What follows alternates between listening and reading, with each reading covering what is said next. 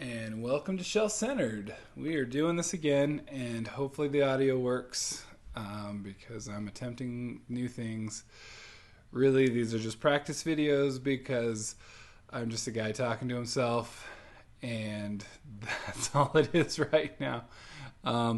Anyway, I wanted to chat a little bit about a series that I just finished the second book in the series, and I figured I'd give a little review on the first two books. So the first of this will be for Unsouled, the first book in the Cradle series, and the second part will be for Soulsmith, which is the second part of the Cradle series, all by Will Wight, which I'm assuming, with reading, you never know what you're actually pronouncing things, how to pronounce things correctly. This is a series. I guess I wanted to start off the bat. First of all, it's good, so you should go jump on these opportunities I'm going to describe. First of all, Audible. If you're not, I'm a huge Audible fan. I don't know, especially with their new catalog system that they have, and they think they know what they're doing because they are. I don't think I can ever give it up. And they got me, which I'm a little pissed about. But so with this series, the author, Will Wight, he actually put his whole the whole Cradle series up for essentially free if you have an Audible membership. And so if you don't know Audible, you essentially pay for a credit a month typically. And then what they used to do is they'd have a couple picks every month, and you could pick out a couple freebies along with your credit that pretty much get you any book you want. They changed it, and there's of course deals. I always do the deal if I can, for like $100 for the year instead of $14 a month. But they always have some kind of a deal. But with the new system that just happened the last couple months, they have this whole catalog, which I check way too often. And what it does is, Will Wight, this author, has put essentially the entire Cradle series for free on Audible, as long as you have the membership, which I had anyway. You just don't have to use your credits on it, and it's awesome. So I've done the first two via Audible. I have to look up first of all, just getting into it. The first one is Unsouled. When I get to Soulsmith, I'll probably put it around here, where to get to if you just want to look at Soulsmith.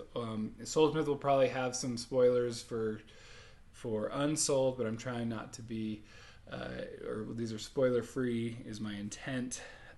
As much as you don't define that word too rigidly. That's why. So, it's not like I'm going to go into anything crazy. It's just your level of spoilers. I guess it kind of varies. Some people think everything's a spoiler. So anyway, I won't get into that discussion. Wow, that could be a crazy one. So with Unsouled, I know I mentioned my last video because I had so many. And also make sure to like and subscribe so I'm not just talking to myself. That would be great. With Unsouled, it's this, and I'm going to mispronounce everything probably because what's funny is you don't mispronounce the names and whatnot in audio. When you do audio, you just don't know how to spell anything. So luckily, we don't have that problem here. Maybe that's why I prefer doing my reviews this way. Let's see. We'll see if I do actually. So apparently this is a type of, and I'm going to mispronounce this, but it's Xianxia, Xiantia. Chantia. Anyway, I'm not even going to try again. But essentially this kind of Chinese folklore / mythology type, with foreign elements and settings. So it's kind of good. I think the first change of pace for me for fantasy is to is that it's not just your typical Western or European fantasy medieval times type book. So there's a good thing. I know I mentioned in my last video that I really like this series because it's kind of like a video game. I think the more I've been doing research for this review, I did actually. Hey, I still don't know what I'm doing though, but I was kind of looking into it, and it's kind of more, and I have read a little bit of manga, whatever, however, again, I'm not going to pronounce everything perfectly, that's for sure. And so this is kind of like a manga, but it's also like a video game in the fact that, like tons of video games these days, where you can essentially, well, the main character is essentially leveling up. So everything in this series, it is one of your starter ones, and I can kind of say, I think it helps my perspective on having read book 2, that book 1, it's a good starter. It kind of opens up the world a little bit. Book 2 really blows open the whole world a lot more, and I'm excited for more because it also gives hints to even more. So anyway, this is a cool world the more I'm finding out about it. But in the first one here, we kind of just get an inkling, and this is one of your, it's a little standard in that there's a school, there's essentially a magic school because that's what it is. You're leveling up in your magic. There's different types of magic, of course, but essentially there are levels to each type, and those are pretty much standard. And you start off as a copper, then you can get to iron, then you can get to jade. There's, and especially in this one, there's inklings of maybe more than jade, gold. And I don't want to, again, I'll save any spoiler talk for more for the second half of this. But it's essentially, though, our main protagonist, Lyndon, Weishi Lyndon, because that's the clan essentially that he comes from, is this Weishi one.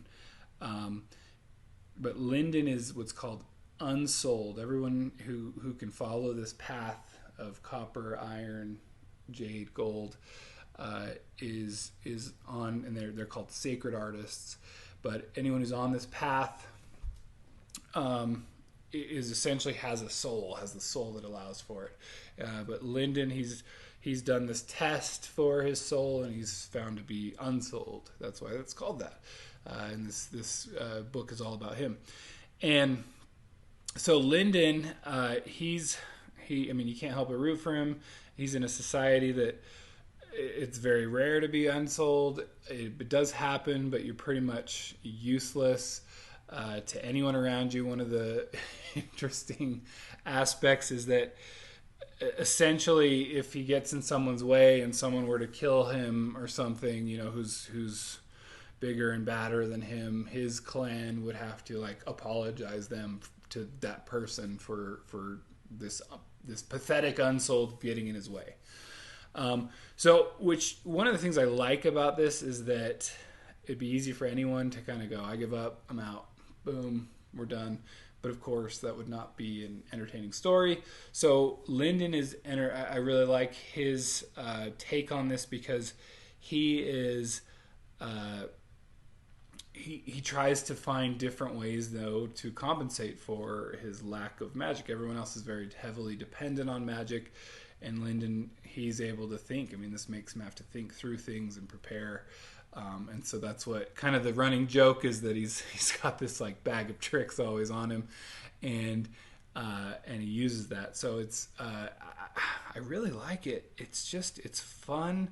I mentioned this in my reviews for some of these books. I give a high rating for a couple things: for beautiful prose, beautifully written stories, for stories that are for lots of different reasons. For great stories, right? For instance, I feel like, and I think this is intentional, I think Brandon Sanderson, I think he wants to get you the story, and that's his focus, and also all the cool stuff that goes with it. But his prose, I think he would admit it isn't. He's not going for the purple prose, right? And so, but I would still rate lots of his books 5 stars because I loved everything about it. and who cares about the prose? I wasn't even thinking about that. Whereas you have other books, Jonathan Strange and Mr. Norrell. I love the prose in that, and you're there for the journey, and otherwise you'd hate that book probably, and all the side notes and all the footnotes and tangents. So anyway, rate 5, a high score, 5 stars I almost said, but a high score for a lot of different reasons. But one of the ones that's been I've been given higher scores to, is just pure fun. I didn't want to stop reading, or in this case, I didn't want to, not that I love getting to work, but you want to stay in the car when you get to work because you're still in the world. You want to keep working out, or you want to keep cleaning up because the story's so good, and you're just having a fun time with it. And so these I rate very high, for fun, just for fun. I've been thinking about my rating system for this. I think essentially my Goodreads, I go with half stars, even though I know they don't give you half stars, but essentially it's because I do that, it's out of 10. So I figured I'd just go with the out of 10. With Unsouled, I will go with 8 out of 10, maybe 7 out of 10, 8 out of 10, probably not a 9 out of 10, but it's really good, really fun, and highly recommended. And I think it's good for a definite. I mean, I think my oldest son is 10, and I think he'd be good with this book, and so it's a good, even at least middle grade-ish could read it, but it's not like a middle grade book, if that makes any sense. All right, so then this point I wanted to get into the next book, which is Soulsmith. So, and I don't know if I mentioned either, the other thing with Unsouled, because it's the first in a series, it's typically 99 cents as a Kindle book in the US. And of course, my earlier thing about Audible, I have no idea how that works out of the US, so I'm going from a US perspective, and I apologize for anyone, because I don't know all of the viewers that are international. I just know this in my blogging days, that there's always like, hey, what the heck, you gave information on the US, but what about us? So I try to keep that in mind, even though it totally doesn't matter right now, and it probably won't ever matter. Who knows? All right. Soulsmith is book number 2. This gets harder to do without spoilers. So essentially, you've been warned. There are going to be some spoilers for Unsouled. Soulsmith is, like I said, it takes the first book, and it kind of just like opens your eyes a little bit. So the first book is, you're in this little tiny village. You don't quite understand a whole ton. There's not a whole ton of information given about the whole world, but you definitely know this whole village. Once someone's unsouled, then boom, they're written off. You're not going to get anywhere, and they're surprised with all the things that Lyndon was able to do. And again, that's what the fun part of it too is just seeing how he takes a situation and deals with it. And they're kind of highest. They kind of max out. Lyndon's own parents are maxed out at iron level, and they are. They're so at iron. They think they're the bomb. They think they're the best thing ever. With being iron, they and again in this little kind of village that's pretty much the high. There's a jade, I think, but and then there's even like a gold that like kind of is rumored and even like shows up, they think. And but with Soulsmith, we get into we get outside of this little tiny area into the world a little more. Lyndon's he goes along with his this kind of new friend he's met, that is amazing and who is a gold. And so that's why I've been kind of dancing around that. But it's this girl named Yaren, and she's amazing with swords. She's got essentially the sword magic, and she's who he meets toward the end of Unsouled. They ended up taking off together. They leave this little, what's called the Sacred Valley, and he starts finding out, oh wow, gold is, I mean, not only is gold an actual thing, but it exists kind of, it's common-ish, and there's a whole spectrum of actually just within gold. And wait a sec, there's even more than gold. Wait, what? There's more than gold. And so we learned that there's this, I mean, you can go even further, but you have to set yourself up right, get the right kind of iron body, and it's really, I mean, it's just fun. It's interesting. So there's like low gold, there's true gold, there's gold, there's so levels of gold, and essentially finds out this Yaren is kind of a higher level gold, and they end up getting into scraps with kind of lower golds, and he's just going, and Lyndon at the end of Unsouled had become a copper finally, so he actually got to something different. There's essentially a mana as well. That's why I kind of compare this again to a video game, because and they have to, the body has to like process the mana, and then it actually gives them, anyway, it kind of helps them on that like leveling up type thing. But it's really fun. But this one just, I mean, it's kind of scrap after scrap until you get to a place, and that's where I don't want to worry about spoilers for this one. If you are worried about that, this is just a spoiler-free review.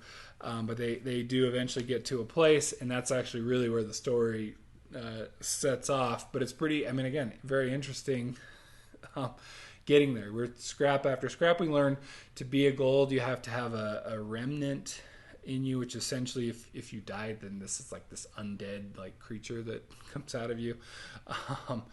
And they learn that because they have to fight these people early on, that then their remnants start chasing after them, and remnants are no easy feat to kill.